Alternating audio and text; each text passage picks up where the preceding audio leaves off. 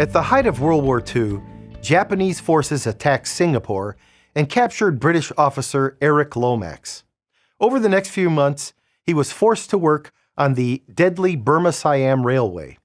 Every night, Lomax and his fellow prisoners planned their escape, creating maps, building a radio, and storing food. But before they could make their attempt, they were discovered. As punishment, the Japanese soldiers brutally tortured Lomax. At each session, a translator was present. His name, Tkach. For Lomax, this man became the voice of the enemy, and in his heart, he swore that one day he would make him pay. 50 years later, Lomax got his chance.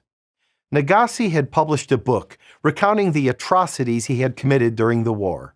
It was the first step in a journey that would ultimately lead Lomax back to Japan, where he would come face to face with his torturer. As the two met, Tkach bowed.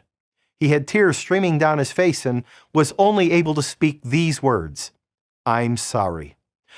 Over the next few days, the men talked and listened to one another, and before Lomax returned home, he gave Tkach a letter. This is what it said. Although I can't forget the ill treatment, taking into account your change of heart, your apologies, the work you are doing, please accept my total forgiveness. Isn't that a powerful concept? Total forgiveness. It's one of the things that we all need, but it's also one of the most difficult virtues to foster. It seems to go against our fallen nature. We hold on to our wounds, hoping that by doing this, somehow justice will be done. But clinging to these emotions isn't how we're called to live as Christians.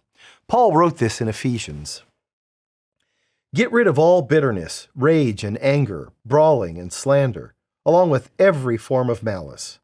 Be kind and compassionate to one another, forgiving each other, just as in Christ God forgave you.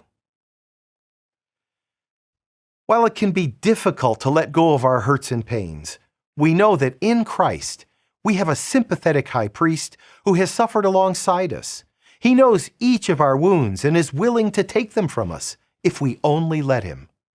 And he not only takes them, but also undoes them, so that they are made to contribute to our eternal benefit by sharing in Christ's own crucifixion and resurrection. Although Eric Lomax might not have known it, when he forgave Tkach, he was actively participating in Christ's divine mission, extending the healing grace of our Creator God to the world. I'm Joseph Tkach, speaking of life.